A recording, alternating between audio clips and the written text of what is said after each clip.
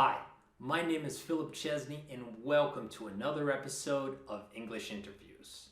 So for today's video, can you work under pressure? Typical question, sounds pretty easy, but the recruiter is really looking for a specific answer and a specific structure to this question. So let's get to some of those pointers and really learn how to answer this question. So, first tip. The interviewer wants to see how you reacted. What did you do in a specific situation? This gives him or her a better idea of how you'll react in the future. So that's the first thing they're looking for.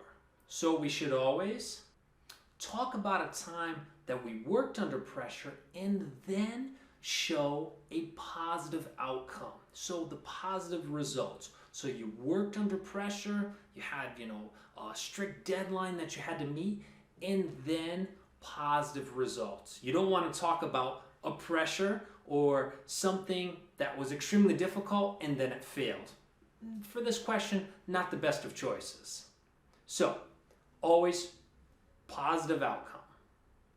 Now, when we answer some questions like this that kind of get into behavior questions, talking about things that you did in the past, there is one method that we tend to use. So interviewers tend to use this, and interviewees, so you, the person responding to the questions, should use the STAR method.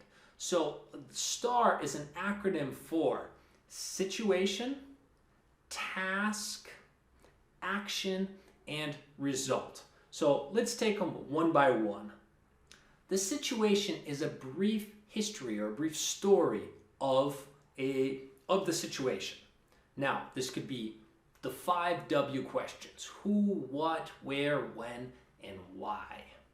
For our second one, the task, you explain what you had to do and what some of the challenges were. Maybe it was costs, or maybe it was deadlines, but make sure you include these. For actions, what actions did you take to complete the task on time? And for our last one, results. So in the end, what happened? So was it a positive outcome? As I told you before, make sure it's a positive outcome.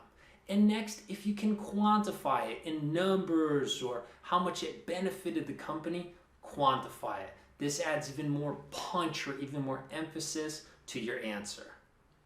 Now, for some answers you should never use, so bad answers, don't use these. First one, I work really well under pressure.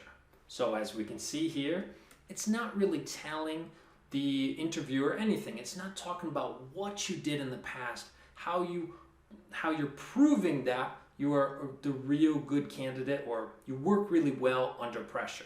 Second one, I can work really well under pressure. It's no sweat. Once again, you're not telling the interviewer anything and you're not talking about a past situation, because remember, they want to see how well you worked in the past, what did you do when you were under pressure, and how you might work in the future under pressure. Third one, I was born to work under pressure. Forget it, not a good one. Let's go to some good answers. When I used to work at company ABC, we had a very strict deadline. Projects had to be delivered on schedule. At first, it was tough, as I was new to the job. But as I got more experience and tips from my boss, I felt more confident and came up with better ways to stay organized. I haven't missed a deadline since.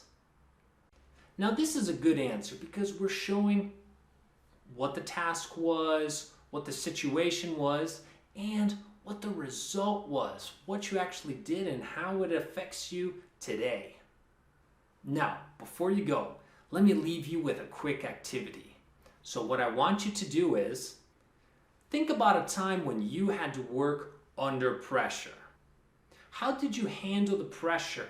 What was the result?